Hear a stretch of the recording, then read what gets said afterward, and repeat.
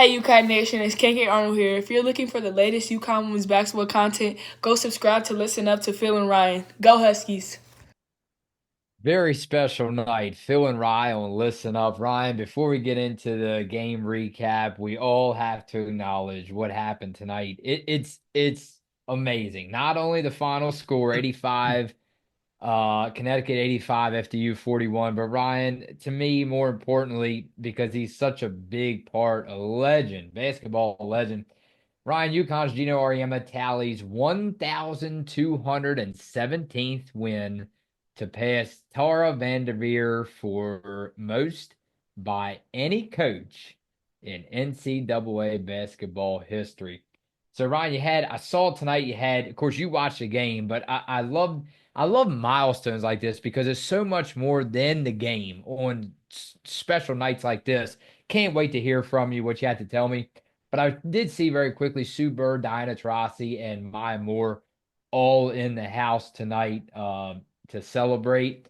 And I just thought one thing very quickly from an interview I heard.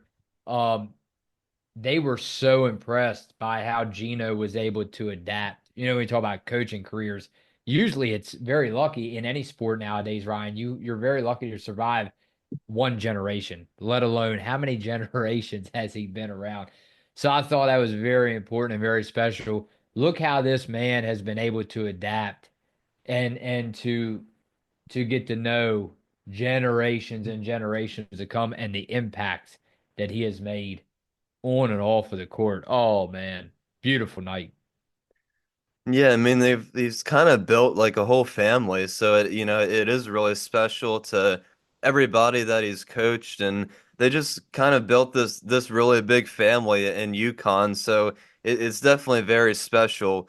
But of course, we did also learn before the game, AZ Flood would make her return. She did come off the bench and have a minutes restriction, but of course, it was good to see her out there tonight. It was a red out tonight for UConn as we have our red shirts on, but they were wearing them to celebrate Geno and CD's 40th season together. And like you mentioned, a lot of UConn greats were in attendance. It was 63 of them to be exact to celebrate Geno and CD, their 40th celebration, and of course to witness greatness of Geno becoming the all-time wins leader, and the place was absolutely rocking before the tip-off. It was electric during the whole game. It did take a couple of shots for UConn to get on the board, and it took place during the whole first possession, but Ashlyn Shade finally got the three ball to fall. FDU answered with their own triple, and Ashlyn responded right back with another three-pointer. UConn looked really good in the first quarter. The ball movement was really nice to see. You can really tell how connected this team is.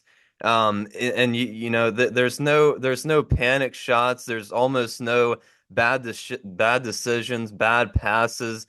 Kaylin Chen was getting involved. Sarah Strong had a steal and score. Paige had 2 points, 5 rebounds, 2 assists in the first quarter. AZ Flood and KK Arnold checked in with about 3.5 minutes left in the first, and it's AZ's first game in a year. She shot a three right as she entered the game, but unfortunately didn't go in. The next possession, she did make two free throws though to get on the board. UConn ended the quarter on a 9-2 run, leading 23-14.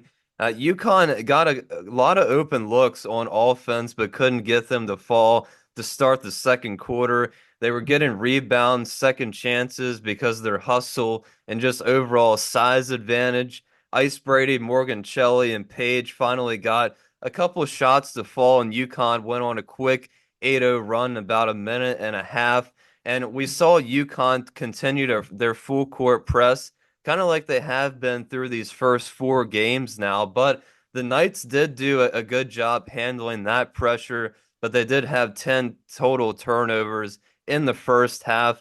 And I just want to highlight quickly the FDU guard, freshman guard, Ava Reninger. I said she was one of their leading scorers. She had 13 at halftime, ended the game with 19. So she was definitely a bright spot for FDU tonight. but UConn wasn't really getting a lot of their open looks to fall, but they were dominating the points in the paint like we kind of expected, and they were 9 for 9 from the free throw line.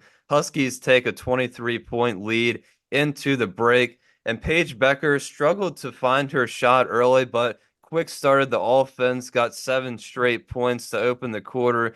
Kaylin Chen got 2 steals, which resulted in 2 Sarah Strong baskets, including a three-pointer. Strong was a combined 1 from 10 from 3-point range, so it was good to see one finally fall for her, and she backed that up with 2 straight threes later in the quarter. And that was all part of a 20-0 run that the Huskies would go on, and it really started to get out of hand. UConn started to pull away, but I thought FDU played well in this game. You can tell they're a really well coached team. They execute a lot of plays well. They didn't really back down at all, so respect to them. But UConn did hold a 39-point lead going into the fourth quarter. And of course, the final in this game, 85-41. All 11 available players played for UConn tonight. All of them scored as well. So it was nice to see everybody get involved. Nice to see AZ back. Sarah Strong, another amazing performance. 20 points to go along with 8 rebounds, 6 assists. Paige had 16. Chen and Brady also had double-digit scoring numbers. Yeah, I mean, I like how everybody got involved tonight. Love to see all the UConn alum in the stands to celebrate Geno and CD, and of course to celebrate Geno getting to 1,217 all-time wins as a head coach. This is emotional, man. Emotional time. Man, I can't thank you enough for bringing us this game recap like always. I'm looking through these posts. It seems so wild, right? Not to put the spotlight on you and I, but without Gino, without this program, I feel like there kind of sort of maybe would be no Phil and Rye, on YouTube. It's so weird, how this stuff ties together, and I just appreciate everybody that keeps on coming through for us all the time, every single day we post, Ryan. And I had to get to this emotional side again, probably longer episode than usual. This is big. I mean, tonight is I wish you and I was there, to be honest with you. Unfortunately not. But you're right. So many former players, that is, you said, right? I mean, that place was packed like always. But I see a pizzeria sign, Ryan, Seaville Bake. This is stuff that's trending like right now, 13 minutes ago. This is a pizzeria shop, Ryan. It has outside on their sign. They're not advertising what's on sale or get 2 pizzas for, one half off. No, they put up here Geno Auriemma, 1,217 wins, all-time basketball. Ryan, I mean, this stuff, you can't make it up. How about let's go over to, now we will get into comments just a second. We appreciate everybody. These are live trending posts there, Ryan, on X. How about Primetime Mitch said, season debut for AZ Fudd. That's another big reason why it's a special night. As Geno Auriemma becomes the all-time winningest coach, Gamecocks win record 43rd straight game and 14th consecutive win over Clemson. Okay, well, Ryan, I don't want to get too much into that, but yeah, but no, really. And then John Fanta said UConn brought out a live goat and had Geno Auriemma inducted into the International Order of Old Goats. So, Ryan, it's incredible. Really rare you and I can and then Chris Dailey coaching alongside Geno since day one. Really rare do you and I get these special moments and we get to share them with all of our subs and viewers. So I don't know, other than to just say thank you. Thank you for being here tonight. Yeah, well, I mean, it's just so many memories and so much that they've created at UConn, and all those players in attendance, and of course, so many more that Gino and CD have coached over these 40 years. It's just amazing how much they've been able to accomplish. But not only that, but Gino said many times before, and I think a lot of the reason why he continues to coach, all these players is he wants every player he coaches to leave UConn, learning something. And if they don't advance their basketball career. He always wants them to advance somewhere in life and, get a job that what they want to do in their life. So, it's just so special to see Geno and CD having a real impact on all these women's lives and moving forward, and they can share that bond and share that connection for the rest of their lives, because like I said, it's all one big family at UConn. So, that it's always really special to see, and it's always really special to see all of Geno's former athletes broadcasting on ESPN, or, all these other networks, or owners or GMs, co-owners, and all these different teams. So yeah, I mean, it's just so good to see everybody still continuing that one big family. You'll love this one. Clutch Points posted a picture up, Ryan. You know how the head coach usually has the board and, they're drawing out the plays and they're coaching when the players are huddled around the head coach. This time, Paige Beckers, according to this post, Paige Beckers coaching up AZ Fudd during the Huskies blowout of FDU. So, Ryan, you got to love that. How many times do you see the leader, again, leader, yes, not only star player, but leader on the team getting, I haven't seen it. I don't know about you, but getting the board and just, just sitting over here like it's nothing, just drawing up the plays. Maybe head telling Geno, take some time off, enjoy it tonight.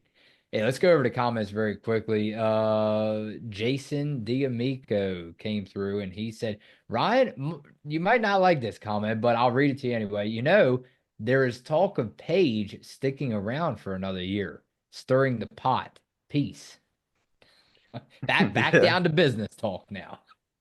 Yeah, I mean, I don't really see that happening, but yeah, I Ooh. mean, you never know, of course. I guess if Dallas didn't get the number one pick, she would definitely be going to the draft. But I definitely would like to see her in Dallas. But of course, if she decides to stay for, I guess, what would be her graduate season. Of course, we would love to see her back at UConn for another year. Lindsey Matthews says Sarah Strong is playing way too many minutes. In the last game, she played 38 minutes. Gino once said when players come to UConn, all they have been doing is playing basketball and not other sports. More or less, he said that's why their bodies are almost worn out when they get here. Hence, that might be why we lost Paige and AZ for way too long. I understand we haven't had much of a bench in the last few years, but I think Sarah Strong, a first-year player, is playing way too many minutes. I know we all love to watch her, but I'd hate to see her spend a year or two sitting on the bench with her crutch.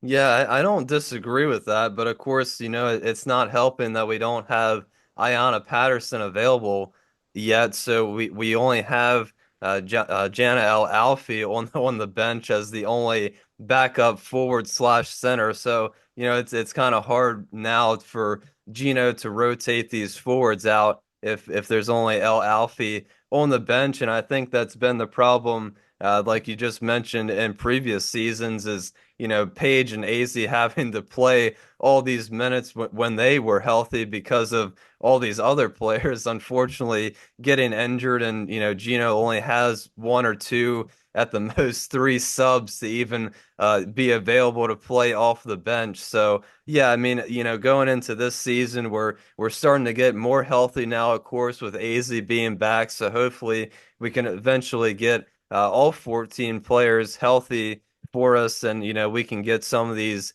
minutes down, and I think it'd be more evenly spread out then. All right, last one. BRN Soldier. Hey, Phil and Rye. Hey, how you doing? Thank you so much for coming through. Geno should play his second starting five more this game. They need to get comfortable being uncomfortable. This will benefit us come March. Lately in the playoffs, we do have a reputation of running out of gas. Yeah, and he definitely did. I was really glad to see that. Like I said, everybody got involved, everybody scored points tonight, but more importantly, everybody got at least 10 minutes. So that was really good to see in more of the second half there in the fourth quarter. Ali Zabel and Caden Samuels actually came in the second quarter, I believe, or maybe it was even the first quarter, but I know she came in at some point in that first half pretty early. So it was good to see her get some action pretty early. And of course, Morgan Shelley had a couple of good plays. I think she got an and one. Ali Zabel hit a 3-pointer. So it's good to see everybody get involved, and it's good to see everybody playing, of course. And like we just talked about, that's gonna help keep players like Paige and all the starters as far as that go. Have get them some rest throughout the game so they don't get worn down throughout this long season. All right, Ryan. Heroes come and go. This is from the great Kobe Bryant. Heroes come and go, but legends are forever. Geno has just added, Ryan, yet another accomplishment to that long, long list. And we will forever remember this night and appreciate him.